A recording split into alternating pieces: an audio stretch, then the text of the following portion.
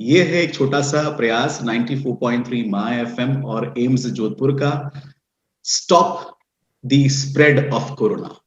और आप जैसा देख पा रहे होंगे स्क्रीन के ऊपर, इस समय दो बेहतरीन डॉक्टर्स एम्स जोधपुर से हमारे साथ में जुड़ चुके हैं और मैं इनका परिचय आप सबसे करवाना चाहूंगा।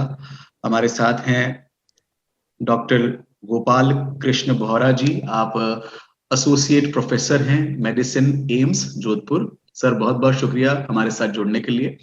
डॉक्टर निखिल कोठारी साहब हैं additional professor anaesthesia anaesthesiology and critical care AIIMS Jodhpur. Anaesthesia के बारे में सबसे पहले मैं सर आपसे शुरू करना चाहूंगा निखिल जी कि एनेस्थीसिया बहुत इंपॉर्टेंट है और एनेस्थीसिया से जुड़ा हुआ ही एक सबसे इंपॉर्टेंट अभी इन दिनों जो चर्चा में है वो है ऑक्सीजन। ऑक्सीजन के लिए हर कोई बहुत ज्यादा परेशान भी हो रहा है और जितना संभव हो पा रहा है, चाहे वो प्रशासन से हो, चाहे वो मेडिकल टीम से हो या ऑक्सीजन प्रोवाइड करने वाले वेंडर से हो, हर कोई अपनी प्रयास कर रहा है। आपसे मैं जानना चाहूंगा ऑक्सीजन के बारे में आप विशेष क्या जानकारी हमारे व्यूवर्स से साझा करना चाहेंगे सर? ठीक है। नॉर्मली जो हम लोग सब हेल्दी होते हैं, जब सब स्वस्थ हैं, तो एटमॉस्फेयर में 21% ऑक्सीजन होती है, जो कि हम लोग सब शुरू से पढ़ते आए हैं, वो हमारे लिए सफिशिएंट होती है जिंदा रहने के लिए। बट जब किसी भी तरह का इन्फेक्शन होता है लंग्स में, चाहे निमोनिया हो जाए, चाहे वायरल, उसको वायरल निमोनिया है, बैक्टीरियल निमोनिया है, या फिर एडवांस स्टेज में जिसको हम ARDS बोलते हैं, ऐसे में शरीर में ऑक्सीजन की रिक्वायरमेंट बढ़ जाती है, क्योंकि लंग्स जो हमारे ऑर्गन है जिसमें आप ऑक्सीजन जाती है शरीर में और वहां से फिर वो एटमॉस्फेयर से अंदर जाती है और लंग्स से डिस्ट्रीब्यूट होती है। तो लंग्स अगर हमारे खराब हैं, डैमेज हो गए बिकॉज ऑफ एनी कोई भी रीजन के कारण, चाहे निमोनिया हो जाए, चाहे ARDS हो जाए, तो हमारे शरीर की ऑक्सीजन रिक्वायरमेंट बढ़ जाती है। जैसे ऑक्सीजन को एक प्राण वायु भी कहते हैं, बिना ऑक्सीजन के जीवन संभव नहीं है। तो पूरे शरीर में सारे टिश्यू की ऑक्सीजन रिक्वायरमेंट बढ़ जाती है, तो इसलिए को सांस में दिक्कत पैदा होना शुरू होती है और इस स्थिति में मरीज को बाहर से ऑक्सीजन देनी पड़ती है, 1 लीटर 2 लीटर, और जैसे जैसे रिक्वायरमेंट बढ़ती है you can go up to 60 litres per minute, मतलब 1 मिनट में 60 लीटर ऑक्सीजन कंजम्पशन शरीर की हो जाती है।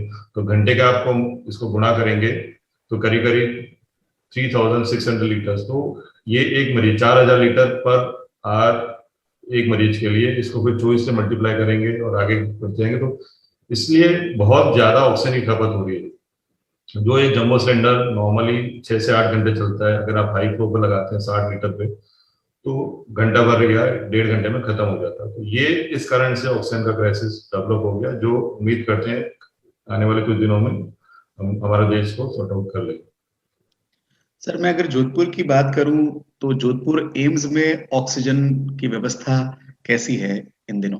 जी, जोधपुर एम्स में हमारे पास लिक्विड ऑक्सीजन भी है और सिलेंडर भी है। तो इसमें एक ऑक्सीजन मैनीफोल्ड रूम होता है। मैनीफोल्ड को अगर आप समझे कॉमन भाषा में, तो ऑक्सीजन बैंक होता है जहाँ पे सिलेंडर लगे होते हैं और उसमें, और साथ ही साथ लिक्विड ऑक्सीजन भी होती है। तो जो लिक्विड ऑक्सीजन आती है, ये जैसे पेट्रोल आता है वैसे ही क्रायोजेनिक टैंक्स होते हैं, उसमें भर के लिक्विड ऑक्सीजन की सप्लाई होती है और वो यहाँ पे स्टोर किया जाता है। तो हमारे पास टोटल 30,000 लीटर, मतलब 30 KL की स्टोरेज है। तो 2 टैंक हैं, 10 KL और 20 KL के, तो 30 KL की हमारी स्टोरेज है, ठीक है। प्लस इसके साथ साथ हमारे सिलेंडर का बैंक भी 30x30 एक टाइम में रन होते हैं, ठीक है। और प्लस टोटल सिलेंडर जो हमारे पास है 400 से ऊपर सिलेंडर इसके पास है। बट स्टोरेज एडिक्वेट है, सिलेंडर एडिक्वेट है, बट जो रिफिलिंग की है वो अभी क्राइसिस हो रही है, क्योंकि स्टेट गवर्नमेंट को सब जगह देना पड़ रहा है। तो उसके लिए वो मैनेज करते रहते हैं कॉन्स्टेंटली। डिस्ट्रिक्ट कलेक्टर हैं, SDM साहब हैं, ADM साहब हैं, वो लोग हमसे टच में रहते हैं। जैसे जैसे हमारी रिक्वायरमेंट हम उनको अपडेट करते हैं, उस हिसाब से वो हमें सप्लाई करते रहते हैं। तो इस ढंग से ऑक्सीजन वहां से फिर हम लिक्विड में भर के सिलेंडर लगा के फिर पाइपलाइन के थ्रू वार्डों में डिस्ट्रीब्यूट करते हैं। That's great sir. Hats off to you and your team. Gopal ji मैं आपसे जानना चाहूंगा कि क्या ऑक्सीजन की रिक्वायरमेंट जो है कोविड पॉजिटिव पेशेंट में किस स्तर पर, जब पेशेंट की कंडीशन हो तब उसे ऑक्सीजन देना चाहिए? अभी हमें ये मानना पड़ेगा कि ज्यादातर पेशेंट्स जिनको कोविड होता है उनको ऑक्सीजन की जरूरत नहीं पड़ती है। 85 से लेके 90% जो पेशेंट्स होते हैं वो माइल्ड होते हैं और वो घर पे ही रह के आराम करके अच्छी मात्रा में पानी पी के और खाली सिम्टोमेटिक इलाज के द्वारा आराम से ठीक हो सकते हैं और उनको ऑक्सीजन की जरूरत नहीं पड़ती है। तो 100 में से मुश्किल से 7 से 10% लोगों को ही ऑक्सीजन की जरूरत पड़ती है। तो ऑक्सीजन की जरूरत कब पड़ेगी ये मालूम करने के लिए सबसे अच्छी चीज ये है कि हम ऑक्सीजन सैचुरेशन चेक करते रहें। उसके लिए पल्स ऑक्सीमीटर द्वारा घर पे हम रेगुलरली सैचुरेशन चेक करते रहें और अगर सैचुरेशन 94 से कम जाती है उसी हालत में हमें ऑक्सीजन देने की जरूरत पड़ती है। 94 से ऊपर 94, 95, 96 इन सैचुरेशन के लेवल पे हमें ऑक्सीजन देने की बिल्कुल भी जरूरत नहीं है। तो ज्यादातर मरीज इन्हीं कैटेगरी में आएंगे, इसलिए अननेसेसरी पैनिक होने की जरूरत नहीं है, अननेसेसरी स्टोर करने की जरूरत नहीं है। हमें ये मानना पड़ेगा कि बहुत ही कम मरीज होंगे जिनको जरूरत होगी और वो चेक करके 94 से कम जब उनका सैचुरेशन जाता है तो उन्हें ऑक्सीजन देने की जरूरत पड़ेगी। डॉक्टर साहब, कई बार ये भी होता है कि जैसे इन दिनों ये 94 का जो नंबर है ये तो मैक्सिमम लोगों को पता है, पर मुझे लगता है ऑक्सीमीटर जो है उसकी क्वालिटी पर भी कई बार फ्लक्चुएशन महसूस होता है। जैसे कि हमने कहा कि 94 से कम होते ही अगर किसी ने 93 पाया तो वो ऑक्सीजन के लिए कहीं ना कहीं सर्च करता है, और हर किसी को करना भी चाहिए क्योंकि सबको अपने लोग पसंद हैं, हर व्यक्ति अपने परिवार के लोगों की सेफ्टी के लिए मेहनत करता है। तो ऐसे में कोई और ऐसा मापदंड है जहां से वो ये कंफर्मेशन कर ले कि नहीं इस कंडीशन में अब ऑक्सीजन की जरूरत है? क्योंकि ऑक्सीमीटर वाले में हमेशा ये मैंने नोटिस किया है सर कि अलग अलग ऑक्सीमीटर अलग अलग एक ही पेशेंट के वो बताते हैं परिणाम। पहली बात तो जिस समय से कोविड की एपिडेमिक हुई है तब से ऑक्सीमीटर्स बहुत सारे आने लग गए हैं, उनकी क्वालिटी के ऊपर भी कई तरह के क्वेश्चंस हुए हैं और हमने भी देखा है कि कई बार मरीज जो घर पे सैचुरेशन 92 चेक करता है, 91 चेक करता है, जब हमारे यहाँ पे आके चेक करते हैं तो उनका सैचुरेशन 97 होता है, 98 होता है। तो पहला चीज तो ये है कि ऑक्सीमीटर से चेक करें उस समय में उसको कम से कम 1 मिनट लगा के रखें, वो स्टेबलाइज कर जाए, उस समय में उस चीज को देखें। उसके साथ ही मरीज की जो क्लिनिकल कंडीशन है उसके ऊपर भी हमें थोड़ा ध्यान देने की जरूरत है। उसकी रेस्पिरेटरी रेट अगर 30 से ज्यादा हो रही है या दूसरी बीमारियां हैं और उसके साथ जो रेट है वो 24 से ज्यादा हो रही है, बहुत तेज बुखार है, सांस लेने में दिक्कत है, अगर ये सब चीजों के साथ में हम देखते हैं कि सैचुरेशन एक बार की रीडिंग आ जाना उसी की खाली इंपॉर्टेंस नहीं है। इसी के साथ हमें ये भी देखना चाहिए कि क्या थोड़ा भी एक्सर्शन करने के बाद में, कई बार हम लोग जो 6 मिनट्स वॉक टेस्ट करते हैं, थोड़ा चला के 6 मिनट चला के उसके बाद में सैचुरेशन चेक करते हैं तो क्या सैचुरेशन ड्रॉप कर रहा है। तो ये सारी चीजें जिसमें मरीज के बुखार तेज होना, सांस लेने में दिक्कत होना, सांस लेने की गति ज्यादा होना या फिर थोड़ा सा एग्जम्पशन करने पे सैचुरेशन का 3 से ज्यादा ड्रॉप करना, इन सब चीजों को भी हम साथ में देख सकते हैं तो उससे हमें आइडिया लग जाता है कि हमें क्या करना चाहिए। तो ये वो तमाम पैरामीटर्स हैं जिनका जिक्र डॉक्टर साहब ने किया, इन पर हम थोड़ा फोकस कर अगर हम पेशेंट का ध्यान रखें तो आपको ज्यादा परेशान होने की जरूरत नहीं पड़ेगी और जल्दी हम ट्रीटमेंट की तरफ भी बढ़ पाएंगे। इस समय कुछ मैसेज आना शुरू हुए हैं। मनीष जेठानी जी, पारिक, योगी, महेश, शिल्पी लोढ़ा, सबका कहना है सर बहुत बहुत शुक्रिया ये इन्फॉर्मेशन शेयर करने के लिए, thank you so much guys. But मैं चाहूंगा कि जितने भी लोग इस समय हमारे साथ लाइव में हैं, अगर आप भी डॉक्टर साहब से कोई सवाल पूछना चाहें तो पूछना है आपको, आपका मेरा आपसे निवेदन है कि आप अपना सवाल पूछें, क्योंकि कई बार क्या होता है कि हम जब डिस्कशन करते हैं तो हम मुख्य उन मुद्दों पर बात करते हैं जो चर्चाओं में है, पर जो बेसिक कंडीशन किसी पेशेंट के साथ में या आपकी फैमिली में है तो शायद हो सकता है कि हमें भी एक नया इनपुट मिले। तो मेरा आपसे निवेदन है, जितने भी लोग इस समय हमारे इस लाइव में जुड़े हुए हैं, आप अपना सवाल doctor Nikhil Kothari ji and doctor Gopal Bohra साहब से पूछ सकते हैं। निखिल जी, मैं आपसे ये जानना चाहूंगा कि ये जैसे आपने जिक्र किया कि पेशेंट की कंडीशन के हिसाब से वो क्वांटिटी डिसाइड की जाती है ऑक्सीजन की, कि कितना देना है कितना नहीं देना है, पर कई सारे ऐसी जगह भी मैंने नोटिस की है जहां पर जैसे बल्क में बड़े बड़े अस्पतालों में जहां ऑक्सीजन प्रोवाइड किया जाता है वहां स्पीड थोड़ी सामान्य होती है क्योंकि वो डिस्ट्रीब्यूशन बहुत बड़ा होता है। तो ऐसे में कैसे मैनेज किया जाए ऑक्सीजन का वो लेवल जो पेशेंट को रिक्वायर्ड है? ये कई लोग हमसे पूछते भी फोन करके कि सर ऑक्सीजन का ऑप्टिमम लेवल क्या रहता है। जैसे डॉक्टर गोपाल ने भी बोला कि 94%, तो हम लोग जो टारगेट करते हैं 90 से 95% के बीच में होना चाहिए। कोई एब्सोल्यूट नंबर नहीं टारगेट करें, अगर वो वेरी भी कर रहा है 90 से 95% के बीच में तो वो सफिशिएंट है। तो जब भी हम पेशेंट्स को लेते हैं, पहले पेशेंट वार्ड में रहता है, फिर एसडीयू जाता है, फिर आईसीयू, लास्ट में आईसीयू में पहुंचते हैं, तो हमेशा हम लोग ये टारगेट करते हैं कि ऑक्सीजन का उतना ही फ्लो रखें कि उसका सैचुरेशन जो है वो 90 से 95% के बीच में रहे ना। उससे क्या है कि जितनी शरीर को ऑक्सीजन की जरूरत है वो उसको मिलती रहेगी, तो ऑक्सीजन का जुडिशियस यूज होता रहेगा। प्राइवेट में हम लोग देखते हैं कि इसको फोन करते हैं, सर ऑक्सीजन सैचुरेशन 94 आ गया था, उसके बाद ऑक्सीजन लगाई तो हमारा 97-98% मेंटेन हो रहा है, क्या ठीक है? तो इससे क्या होता है कि ऑक्सीजन के हम एक्सेसिव यूज कर रहे हैं। हो सकता है जिस मरीज को हम 5 लीटर पे देखें और उसका 98% हम सैचुरेशन मेंटेन कर रहे हैं, उसी मरीज को अगर हम 2 या 3 लीटर पे रखेंगे और सैचुरेशन अगर हम 94-95 के आसपास मेंटेन करेंगे, तो इससे हमारी ऑक्सीजन की बचत होगी। तो ये चीज हमें ध्यान में रखना चाहिए। अगर हम सिलेंडर से भी घर में यूज कर रहे हैं तो उसको जुडिशियस, उसका जो किफायती यूज करने के लिए हम जो टारगेट करें वो 90 से 95% के बीच में ऑक्सीजन सैचुरेशन टारगेट करें, उस हिसाब से फ्लो हम एडजस्ट करते हैं।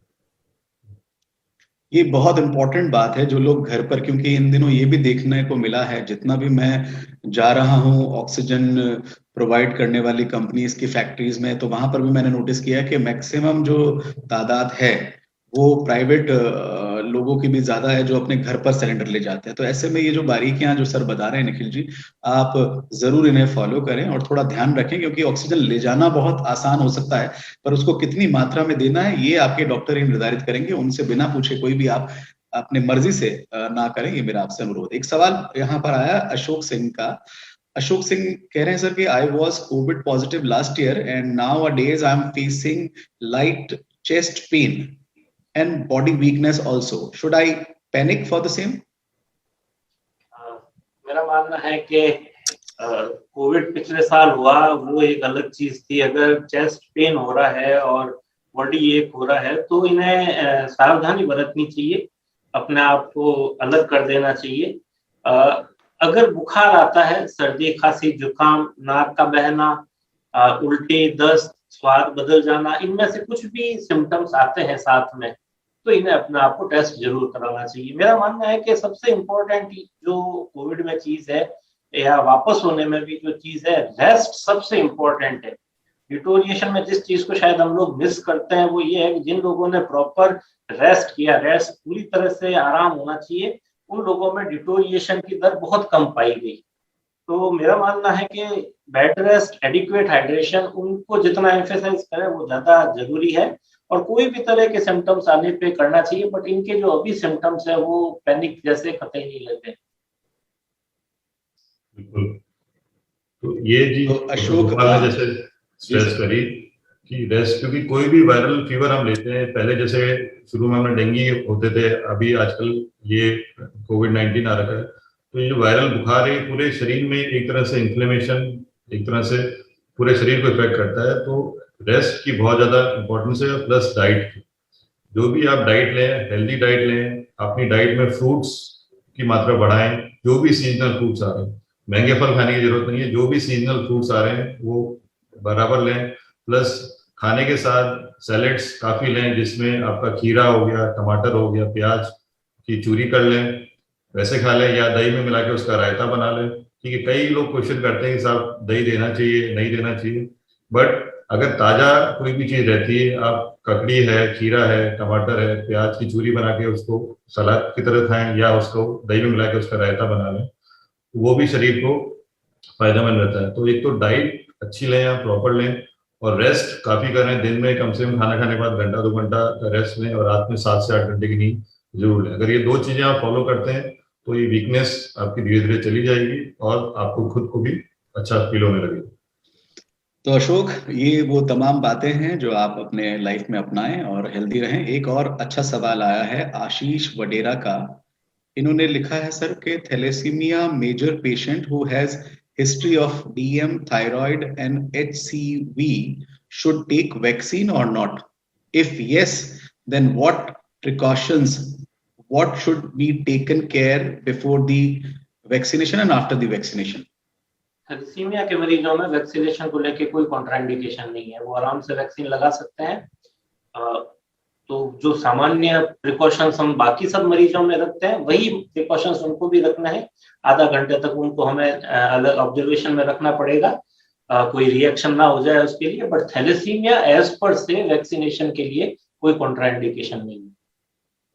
तो आशीष, आई थिंक आपको आपके सवाल का जवाब मिल गया होगा। शिल्पी लोढ़ा का सवाल है, sir, as we are finding shortage of plasma, is it that only COVID recovered patient can donate, or any normal person can also donate plasma, like many of us may have antibodies developed inside us? देखिए, plasma का नाम सुनते ही doctor Gopal और मेरे चेहरे पे बड़ी सी smile आपको दिखी होगी। जी। तो डेफिनेटली पहले डॉक्टर गोपाल अपना इनपुट दे उससे पहले मैं ये बताना चाहूंगा कि प्लाज्मा के लिए तमाम हम दिन भर कम से कम 25 या 30 फोन कॉल रिसीव करते हैं कि सर प्लाज्मा चाहिए या प्लाज्मा डोनेट करिए। तो हमारे देश में जो ICMR है, Indian council of medical research, जो सबसे बड़ी ऑर्गेनाइजेशन है पूरी देश में रिसर्च और ट्रायल्स कंडक्ट करने के लिए, उसमें लास्ट ईयर एक क्लासिक ट्रायल चलाया था जिसमें कि प्लाज्मा को लेके स्टडी की गई थी। उसमें हमारा एम्स जोधपुर भी एक तरह सेंटर था। तो हम लोगों ने इसमें प्लाज्मा, जो पेशेंट ठीक हो चुके थे उनका प्लाज्मा लिया था और फिर जो बीमार थे उन्हें दिया। ओवरऑल जब पूरी स्टडी पूरे देश में कंपाइल करी गई तो ये पाया गया कि प्लाज्मा देने से कोई विशेष बेनिफिट नहीं होता, उल्टा कई उसके नुकसान हैं जो कि ब्लड ट्रांसफ्यूजन से रिलेटेड है। तो as a policy, as a institute protocol हम प्लाज्मा को बिल्कुल भी सपोर्ट नहीं कर रहे हैं, क्योंकि ऑलरेडी उसके हम लोग ट्रायल्स कर चुके हैं पूरे कंट्री में और कोई विशेष बेनिफिट नहीं होता है। होता ये है कि प्राइवेट में उनको मिसगाइड कर दिया जाता है कि भाई ये पेशेंट अभी अगर प्लाज्मा मिल जाएगा तो ठीक हो जाएगा, और रिश्तेदार फिर भागना शुरू हो जाते हैं। तो हम लोग का एक्सपीरियंस ये है कि कोविड में प्लाज्मा का एक्चुअल में कोई विशेष फायदा नहीं है। बाकी डॉक्टर गोपाल भी अपने व्यूज शेयर करेंगे। प्लाज्मा के बारे में जैसे निखिल सर ने कहा, बिल्कुल हमने एक ट्रायल हुआ था, प्लेसिड ट्रायल, और ICMR के थ्रू एम्स जोधपुर भी उसका हिस्सा था, हम सब लोगों ने उसमें लिया था। तो उसमें हमारा एक्सपीरियंस ये था कि कोई भी तरह का फायदा नहीं होता है, और वर्ल्ड ओवर भी जितने ट्रायल्स हुए हैं उनमें प्लाज्मा से किसी प्रकार का विशेष फायदा नहीं देखा गया। सिर्फ एक ट्रायल था जो फरवरी में NEJM में पब्लिश हुआ था, उसमें था पहले 3 दिन में कुछ बेनिफिट देखा जा सकता है, कुछ बेनिफिट जो कि पेशेंट अर्ली स्टेज में आते हैं। तो मेरा मानना है हम लोग जो मरीज देखते हैं वो अस्पताल में भर्ती मरीज होते हैं जो ऑलरेडी मॉडरेट सीवियर कैटेगरी के पेशेंट्स होते हैं। तो इन पेशेंट्स के अंदर जितनी भी स्टडीज हुई हैं आज तक, उन सब स्टडीज में कोई तरह का बेनिफिट नहीं देखा गया। तो इसलिए जो प्लाज्मा थेरेपी और इसके पीछे जिस तरह से हम सब लोग भाग रहे हैं, हम लोग सोशल मीडिया पे भी इसके मैसेजेस देखते हैं, मुझे लगता है ये थोड़ा आउट ऑफ प्रोपोर्शन ब्लो किया हुआ है। मुझे नहीं लगता है कि इस चीज के लिए बहुत ज्यादा इस ढंग के कोई ICMR गाइडलाइंस जो लास्ट ईयर आई थी वो भी यही कहती हैं कि ट्रायल मोड में 3 से 7 दिन के अंदर मैक्सिमम 3 to 7 डेज तक, बट वो 3 to 7 डेज भी मैक्सिमम है। जिस रिसर्च के बेस पे वो कह रहे हैं वो शुरुआती 3 दिन है, और वो भी एक तरह से जो पेशेंट्स माइल्ड डिजीज के हैं उनके प्रोग्रेशन को लेके।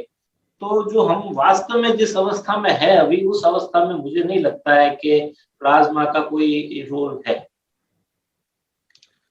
निखिल जी एंड गोपाल जी, मैं आपकी बात को मानता हूं कि ICMR की गाइडलाइन के ले लीजिए या रिसर्च को आप कह रहे हैं कि वो नहीं है, पर कहीं ना कहीं पेशेंट को ये सलाह भी मेडिकल टीम ही दे रही होंगी, तभी वो प्लाज्मा के लिए दौड़ रहे होंगे। आई थिंक यहाँ एक थोड़ा सा ये कंफ्यूजन है कि वो मेडिकल टीम जो है वो जो सलाह दे रहे हैं वो किस बेस पर दे रहे हैं।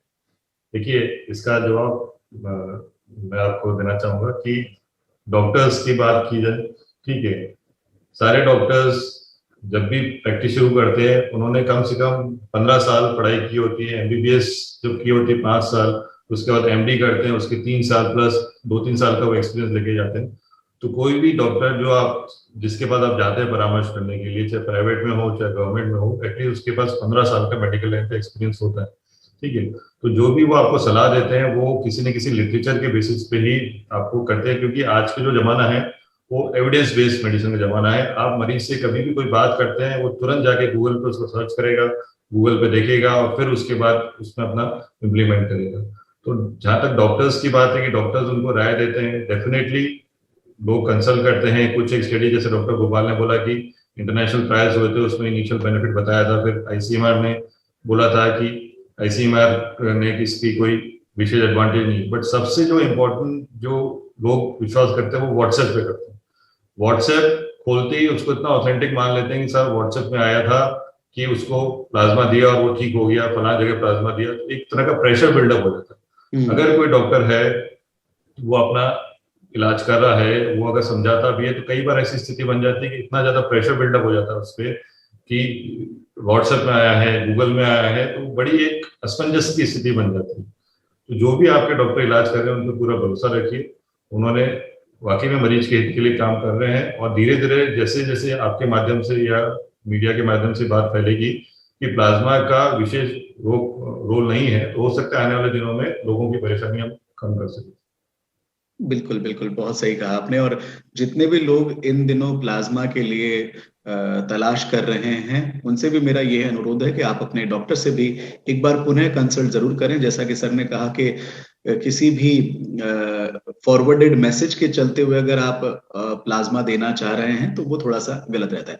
वैसे गोपाल जी, मैं आपसे ये जानना चाहूंगा कि क्या क्या लक्षण जो हैं अभी वर्तमान जो केसेस आपके सामने आ रहे हैं उनमें देखने को मिल रहा है, क्योंकि यहाँ पर एक प्रश्न भी आया था। ये महानुभाव हैं उदार राम जी, अच्छा, इन्होंने प्लाज्मा थेरेपी के बारे में पूछा, प्लाज्मा थेरेपी हमने बता दिया।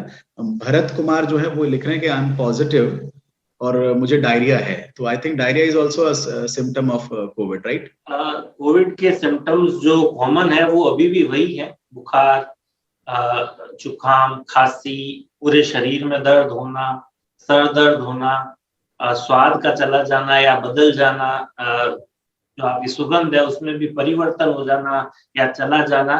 लेकिन इस बार काफी ज्यादा मरीज ऐसे आ रहे हैं जिनमें उल्टियां हो रही हैं या दस्ते हो रही हैं, कुछ लोगों में पेट दर्द भी हो रहा है। तो ये जो गैस्ट्रोइंटेस्टिनल सिम्टम्स हैं वो भी इस बार कोविड के एक मेजर प्रेजेंटेशन के रूप में देखने को मिल रहे हैं। बट बुखार आना, सर दर्द होना, पूरे शरीर में दर्द होना, ये अभी भी प्रीडोमिनेंट सिम्टम्स है जो हमें कोविड की तरफ इंगित करते हैं। तो डायरिया भी इसका हिस्सा है ना सर? डायरिया, बिल्कुल, डायरिया, उल्टियां भी, कई मरीज सिर्फ उल्टियों के साथ भी आ रहे हैं, कई दस्तों के साथ आ रहे हैं। तो डायरिया एंड वोमिटिंग, कुछ में पेन एब्डोमेन भी, तो ये भी इसका एक हिस्सा है। ओके, दूसरा जो सबसे बड़ा कंसर्न है, मैं सोच ही रहा था कि हमारे व्यूअर्स जो हैं उसके बारे में सवाल पूछेंगे और सवाल भी आ गया है। रेमडेसिविर इंजेक्शन, जिसकी आजकल बहुत ज्यादा जिस तरह से ऑक्सीजन के लिए चल रहा है, जिस तरह प्लाज्मा के लिए चल रहा है, उसी तरह इसी के लिए भी चल रहा है। इस पर मैं बात करूंगा। उससे पहले श्रेया कृष्णा, इन्होंने एक सवाल पूछा है। Good morning sir, when should ivermectin be given considering its wide spread use? What is this? Ivermectin एक दवा है जो कीड़े मारने के लिए, पेट के कीड़े मारने वर्म्स के लिए यूज की जाती थी एंड की जाती है।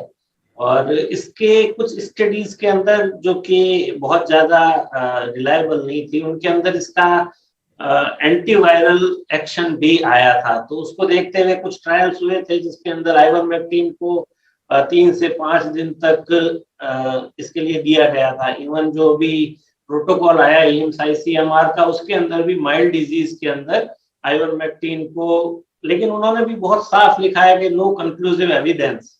तो हम लोग हमारे प्रैक्टिस में आइवरमेक्टिन को यूज नहीं कर रहे हैं बिल्कुल भी, क्योंकि इसका अभी तक कोई भी तरह का प्रमाण, इतने समय के बाद में भी 1 साल हो गया, अगर कोई चीज इफेक्टिव होती है सिग्निफिकेंट रूप से तो डेफिनेटली उसका कुछ कंक्लूसिव एविडेंस इतने समय में आ जाता है। तो जितना भी एविडेंस है और हमारा क्लिनिकल एक्सपीरियंस भी है, उसके अंदर हमें आइवरमेक्टिन का कोई बहुत इफेक्टिव रोल नहीं लगा।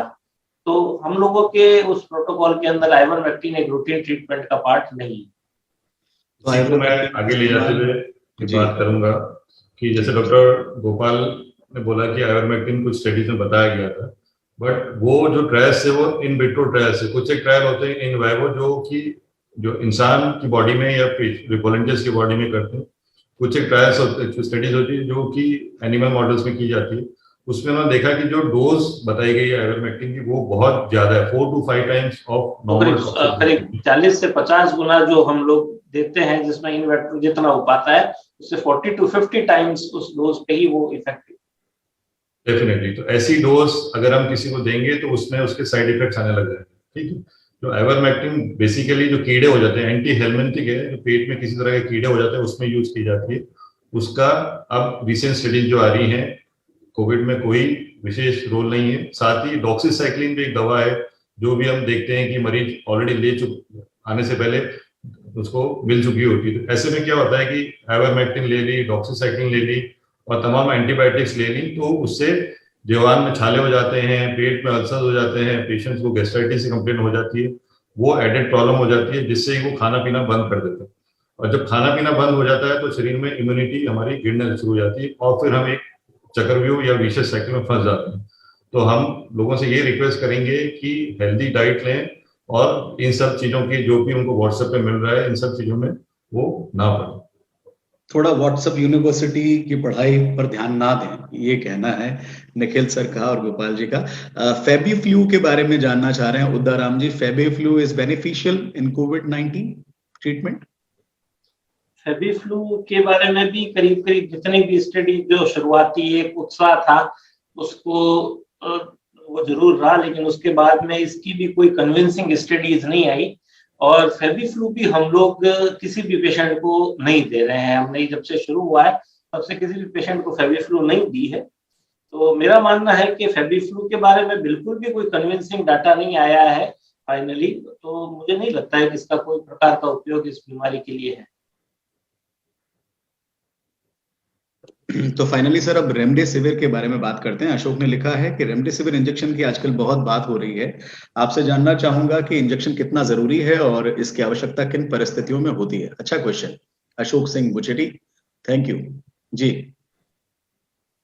जी, तो रेमडेसिविर जो बात हुई थी पिछले साल यूएस में, जीलीड और जीलीड कंपनी है जिन्होंने इंट्रोड्यूस की थी, और ये वायरल रेप्लिकेशन को कम करता है। डेफिनेटली रेमडेसिविर जब देते हैं तो वायरल रेप्लिकेशन, जो शरीर में जो हमारे वायरस घुसा है उसका जो मल्टीप्लिकेशन उसको ब्लॉक करता है। अब बात आती है कि कितना जरूरी है, ठीक है। तो रेमडेसिविर अगर देनी होती है तो मॉडरेट स्टेज में दी जाती है ताकि पेशेंट सीवियर स्टेज में ना जा सके, ठीक है। माइल्ड फॉर्म में बिल्कुल भी इंडिकेटेड नहीं। मॉडरेट है जिनको की सैचुरेशन 94% से कम जा रहा है रूम एयर पे, जिनको 2 से 3 लीटर ऑक्सीजन की रिक्वायरमेंट पड़ रही है सैचुरेशन 95 तक मेंटेन करने के लिए, ऐसे पेशेंट्स में उसका रोल देखा गया है। बट ऐसा नहीं है कि रेमडेसिविर ही रामबाण दवा है। अगर रेमडेसिविर नहीं दी तो कुछ नहीं हो सकता। तो ये मरीजों को दिमाग में रखना चाहिए, जो हमारे लोगों को ध्यान में रखना चाहिए कि रेमडेसिविर डेफिनेटली शरीर में वायरल लोड कम करती है, आपका डिजीज प्रोसेस को स्लो करती है, बट ऐसा नहीं है कि रेमडेसिविर ही एक तरीका है। दूसरा जो होता है स्टेरॉइड्स का रोल। जिन लोगों की ऑक्सीजन की रिक्वायरमेंट बनी हुई है उनको हम स्टेरॉइड्स का देते हैं ताकि शरीर में जो इन्फ्लेमेशन चल रहा है, शरीर में जो रिएक्शन चल रहा है उसको लेके वो कम कर सके। तो डेक्सामेथासोन का उसमें भी रोल है। तो रेमडेसिविर की जहां तक बात की जाए, ठीक है, उसको यूज करना चाहिए, बट कोई रेमडेसिविर रामबाण है कि लग गई तो एकदम ठीक हो जाएगा, ऐसा भी नहीं। दूसरी बात ये होती है कि मरीज जब भर्ती होता है अस्पताल में, शुरू में वो रिस्पॉन्ड कर रहा होता है, बट जब वो सीवियर हो जाते हैं, जब पेशेंट वेंटिलेटर पे चले जाते हैं या एनआईवी की जरूरत पड़ती है, तब मरीज के रिश्तेदार रेमडेसिविर ढूंढना शुरू करते हैं। तो सीवियर फॉर्म में डेफिनेटली इतना बेनिफिशियल नहीं है। जो मेजर रोल है उसका मॉडरेट है, अवेलेबल होती है, आपको देना मिल जाता है, बट कोई की रामबाण दवा है ऐसा बिल्कुल भी कहीं भी नहीं लिखा गया। जो ट्रायल हुए थे, सॉलिडेरिटी ट्रायल था जो WHO ने किया था पूरे अक्रॉस द वर्ल्ड, उसमें एम्स जोधपुर भी एक हिस्सा था। तो सॉलिडेरिटी ट्रायल का भी ये निकल के आया था कि रेमडेसिविर में benefit, but only remdesivir is the treatment, ऐसा कहीं भी नहीं कहा गया। जैसा निखिल सर ने कहा बस एक्जैक्टली वही बात है। हम WHO पे हमारा भरोसा वैसे भी हिला हुआ है, बट फिर भी WHO का जो लेटेस्ट डॉक्यूमेंट आया उसमें उसने किसी भी डिजीज सीवियरिटी कैटेगरी के अंदर रेमडेसिविर को देने के लिए मना किया है, चाहे वो माइल्ड, मॉडरेट और सीवियर, कोई भी कैटेगरी के लिए रेमडेसिविर देने से WHO ने मना किया, नॉट इंडिकेटेड है। और उसके अलावा जो सॉलिडिटी ट्रायल था उसमें भी उसका कोई कंक्लूसिव मॉर्टिलिटी बेनिफिट ऐसा नहीं आया था। मतलब ये है कि रेमडेसिविर चाहे दें चाहे ना दें, मरीज के मृत्यु में कोई प्रकार का जो फाइनल आउटकम है उसमें करीब करीब देखा जाए तो किसी प्रकार का फर्क नहीं आता है। एक दूसरे ट्रायल में उसकी सीवियरिटी एंड जो ड्यूरेशन ऑफ द डिजीज है उसमें माइनर इफेक्ट आया था, लेकिन जब हम मोटा मोटी तौर पे सारा अगर एनालाइज करें तो माइल्ड डिजीज में तो इसका कोई रोल ही नहीं है, कुछ लेना देना ही नहीं है। जो घर पे लगा रहे हैं और over the counter type use कर रहे हैं उसका तो कोई रोल ही नहीं है, और मॉडरेट टू सीवियर डिजीज में भी इसका बहुत ही मामूली रोल है। तो इसको हम कतई एसेंशियल ड्रग के रूप में ले, ये बिल्कुल भी ठीक नहीं है, इस तरह का इसका कोई भी रोल नहीं।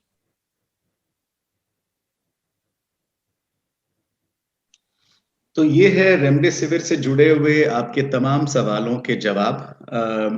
डॉक्टर साहब, आपकी इजाजत हो तो मैं रेमडेसिविर इंजेक्शन के बारे में, फेक और ओरिजिनल के बारे में कुछ जानकारियां हैं जो इस समय काफी लोग शेयर भी कर रहे हैं, आप तक भी पहुंच रही होंगी, क्योंकि ये इंजेक्शन जो है बहुत ज्यादा इसकी कालाबाजारी शुरू हो गई है। तो मैं एक स्लाइड जो है वो यहाँ प्रेजेंट करना चाहूंगा ताकि हमारे व्यूवर्स देख सकें कि किस तरह वो रेमडेसिविर अगर क्रिटिकल कंडीशन में किसी पेशेंट को जरूरत पड़ भी रही है, अगर बाई चांस अगर उनको जरूरत है या वो डॉक्टर की सलाह के बाद में ले रहे हैं, तो वो ओरिजिनल और डुप्लीकेट में भी फर्क यहाँ पर देख सकें और किसी भी फ्रॉड का शिकार ना हो। तो I just show this slide to all the viewers who are watching us on Facebook. I hope this is visible to all of you right now. आप यहाँ देख रहे होंगे ओरिजिनल जो है उस रेमडेसिविर का जो पैकिंग है वो किस तरह का है वो भी आप देख पा रहे होंगे, और दूसरी तरफ जो फेक है, दूसरी तरफ ऊपर आप देखेंगे पूरा क्लियरली लिखा हुआ है ओरिजिनल की क्या डिस्क्रिप्शन होनी चाहिए और फेक पर क्या डिस्क्रिप्शन है। ये आप जरूर क्रॉस चेक कर लें। जितने भी हमारे व्यूवर्स इस समय हमें लाइव देख रहे हैं, आपसे मेरा अनुरोध है कि पहला तो जैसे डॉक्टर्स ने सलाह दी है, हमारे एम्स के डॉक्टर्स ने, कि आप ये समझें कि कितना कारगर है ये इंजेक्शन, पहले ये समझना जरूरी है। उसके बाद में अगर अति आवश्यक हो और डॉक्टर सलाह दे रहे हैं तो इसका इस्तेमाल करें, पर अगर आप इस्तेमाल करते हैं या आप कहीं से भी इस इंजेक्शन की तरफ बढ़ रहे हैं तो ये जो सामने स्क्रीन पर आपको फोटो नजर आ रही है, इसे आप ढंग से देख लें कि क्या क्या फर्क आपके उस ओरिजिनल और फेक रेमडेसिविर में आपको देखने को मिलेंगे। ऑलमोस्ट बहुत ढंग से कॉपी किया जाता है, ये आपको पता ही है, इस तरह से ये इन्होंने कॉपी किया है, पर छोटी छोटी जो एक चीजें हैं उन पर आपको फोकस करना पड़ेगा। सर, आजकल जो कोरोना मरीज घर पर हैं, अपने आप को जो उन्होंने आइसोलेट कर रखा है, उनके लिए आपका क्या सजेशन है? सर, कुछ लोगों का यहाँ सवाल आ रहा है तो मैं आपसे जानना चाहूंगा, उन्हें आप क्या कहेंगे? जो लोग घर पे आइसोलेट हैं वो किन किन बातों का ध्यान रखें? जो लोग घर पे आइसोलेट हैं उनके लिए मैं बहुत, मेरे फादर रिसेंटली कोविड पॉजिटिव हुए थे और घर पे वो आइसोलेट थे, तो सबसे पहला तो उनके लिए हमें बिल्कुल एक सेपरेट रूम जिसमें अटैच लेटरिन बाथरूम है उसकी जरूरत है, जिसमें बिल्कुल वो अलग से रह सके। उनके खाने पीने का जो सामान है वो भी बिल्कुल सेपरेट हो, जो बर्तन वो यूज करते हैं वो बिल्कुल सेपरेट हो। दूसरी चीज हमें ये ध्यान देनी है कि वो घर के अंदर जब रहे, जिस कमरे के अंदर रहते हैं, तो कोशिश होनी चाहिए वो अच्छी तरह से वेंटिलेटेड हो, उस कमरे की खिड़कियां वगैरह हो, पूरी तरह से बंद कमरा ना हो, पूरा वेंटिलेटेड रूम हो। रेगुलरली अच्छी मात्रा में पानी पिए वो लोग, अपना टेम्परेचर रेगुलरली चेक करते रहें, सैचुरेशन रेगुलरली चेक करते रहें। मैं वापस कहूंगा बेड रेस्ट की इम्पोर्टेंस इसमें सबसे ज्यादा है, मतलब I can not over emphasise, इस चीज को ओवर इम्फेसाइज नहीं कर सकता। ये सारी चीजों से सबसे ज्यादा जरूरी है अगर मुझे कहा जाए तो बेड रेस्ट, और जैसे निखिल सर ने कहा खाना, तो अच्छा खाना पीना जिसमें प्रोटीन्स और अच्छी मात्रा में फ्रूट्स और ये सब कुछ हो, तो इन सब चीजों को लेते हैं, साथ में प्रॉपर रेस्ट करें, खूब पानी, जूसेस वगैरह ये सब चीजें पिए, अपने आप को बिल्कुल सेपरेट रखें, मास्क पहन के रहें, यथासंभव हो सके उस समय तक के लिए बाहर न निकले। तो अगर इन सब चीजों को ध्यान रखते हैं और पैरासीटामोल 650 की गोली दिन में 4 बार तक वो ले सकते हैं बुखार आने पे, और सैचुरेशन हर 4 से 6 घंटे में मेजर करें, तो अगर इनका ध्यान रखते हैं तो 90% से ज्यादा मरीज आराम से ठीक हो सकते हैं, तो उसमें किसी प्रकार की उनको दिक्कत नहीं है। निखिल जी, आप कुछ कहना चाहेंगे इस विषय पर? हाँ, डेफिनेटली जो रोल है वो डाइट का है, रेस्ट का है, बट हम लोग ये भी देखते हैं कि लोग तमाम तरह के काढ़ा शुरू कर देते हैं और तरह की चीजें स्टार्ट कर देते हैं, और जब दिखाने आते हैं तो जीभ में छाले हो चुके होते हैं, पूरे मुंह में छाले हो जाते हैं, और उस कारण से वो खाना पीना कम कर देते हैं और फिर एक चक्कर में फंस जाते हैं। सबसे पहला इम्पोर्टेंट डाइट, अच्छी डाइट है, फ्रूट्स हैं, सैलेड्स है, वो लें, लोग भी सीजनल आ रहे हैं। सेकेंड थिंग है, दिन में रेस्ट करें। थर्ड थिंग, जैसे डॉक्टर गोपाल ने बोला कि अच्छी हवादार कमरे में अपने आप को आइसोलेट करें। इन सबसे जो अहम चीज जो है वो आपकी मानसिक स्थिति है। किसी भी तरह के डिप्रेशन या अवसाद में ना जाएं, ठीक है। आप जो भी आपके घर में हैं पॉजिटिव आ गए हैं, उनको अच्छी एक्टिविटीज में इन्वॉल्व रखें। अगर वो रूम में आइसोलेटेड हैं तो आप रूम में नहीं जाएं, बट एटलीस्ट उनको मोटिवेट करते रहें, ठीक है। परिवार में अगर एक से ज्यादा लोग पॉजिटिव आ गए हैं तो वो आपस में मिल सकते हैं, किसी तरह के खेल में उनको इन्वॉल्व करें, ठीक है। जैसे मैं अपना एक्सपीरियंस लूँ, लास्ट ईयर मैं भी कोविड से संक्रमित हो गया था, पॉजिटिव हो गया था, फिर घर में फैमिली में और भी थे, ग्रेजुअली वो भी पॉजिटिव है। तो हम लोग फिर साथ मिलके कोई ना कोई गेम में अपने आप को इन्वॉल्व रखते थे, किसी तरह की एक्टिविटी में बिजी रखते थे। उससे क्या हुआ, डिप्रेशन नहीं आता। नहीं तो पूरे टाइम एक कमरे में खाली पड़े पड़े रहने से डिप्रेशन का हम शिकार हो जाते हैं। उसमें फिर हम खाना पीना कम कर देते हैं, उससे एक तनाव वाली स्थिति पैदा हो जाती है। तो ऐसे लोगों को एक्टिविटी में इन्वॉल्व करके रखें। प्लस अगर कोई भी तरह का एक्सरसाइज, योग है, मेडिटेशन है, ये सब चीजों में इन्वॉल्व रहेंगे तो आपकी मानसिक स्थिति स्ट्रांग बनी रहेगी, जो कि आपको इस लड़ाई से, इस बीमारी से लड़ने में मदद करेगी। बहुत बहुत शुक्रिया doctor Nikhil ji and doctor Gopal Bohra ji, आपका जो आपने अपना मूल्य समय दिया और ये जानकारियां हमसे साझा की। उम्मीद करता हूं कि जितने सवाल अब तक हमारे समक्ष आए वो हमने आंसर किए हैं। यदि किसी का और कोई प्रश्न हो या आपसे कुछ जानना चाहें तो कोई ऐसा पोर्टल है सर जहां आपसे संपर्क किया जा सके? एम्स का एक टेलीमेडिसिन का नंबर है जो कि एम्स की वेबसाइट पे अवेलेबल है। अगर वहां पे फोन करके वो एम्स को कांटेक्ट कर सकते हैं तो वहां पे जो हमारा पब्लिक हेल्थ डिपार्टमेंट है वो इस नंबर को हैंडल करता है। तो इस नंबर पे वो कांटेक्ट करके कर सकते हैं, और जब भी उन्हें जरूरत लगती है तो वो हम लोगों को भी उनसे कनेक्ट करते हैं। तो जिसको भी कोई भी परेशानी हो वो एम्स की साइट पे जाके उस टेलीमेडिसिन नंबर को लेके उस पे कांटेक्ट कर सकता है, एंड जरूरत पड़ने पे वो लोग हमसे भी बात कराते हैं। चलिए, बहुत बहुत शुक्रिया doctor Gopal Bohra ji and doctor Nikhil Kothari साहब। अंत में क्या संदेश है आपका जोधपुर वासियों के लिए, एक छोटा मैसेज सबके लिए? मेरा संदेश, मुझे तो यही लगता है कि बिल्कुल पैनिक नहीं करना है।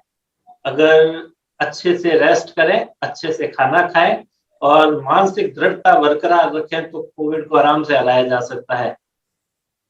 ठीक है, मैं तो यही कहना चाहूंगा कि जो हम सुनते आए सालों से कि सावधानी हटी और दुर्घटना घटी, वो वाली बात है। तो मास्क ही जीवन है। अगले कुछ सालों के लिए मास्क पहने रहें, ये किसी तरह की बाधा नहीं है। जैसे हेलमेट आपको सड़क दुर्घटना से बचाता है, वैसे ये मास्क आपको कोविड से बचाएगा। मास्क पहने और दूसरों को भी प्रेरित करें कि मास्क लगा कर रखें, यही हम सबको बता सकते हैं। चलिए, बहुत बहुत शुक्रिया, बहुत सही कहा आपने। मास्क पहनना बहुत जरूरी है और इसका पालन करना भी जरूरी है। ये है एक छोटा सा प्रयास 94.3 माय एफएम और एम्स जोधपुर का, stop the spread of corona. आगे भी कुछ विशेषज्ञों के साथ आपसे मुलाकात होगी। आप भी अपने सवाल हमने इनबॉक्स कर सकते हैं, जो भी आपके प्रश्न हैं हम प्रयास करेंगे कि आपके सवालों का जवाब दें। बहुत बहुत शुक्रिया इस लाइव को देखने के लिए। अगर आपको ये सूचनाएं, आपको ये जानकारियां अच्छी लगी हो तो इसे साझा जरूर करें। एक बार पुनः डॉक्टर साहब, बहुत बहुत शुक्रिया आप दोनों का। Thank you.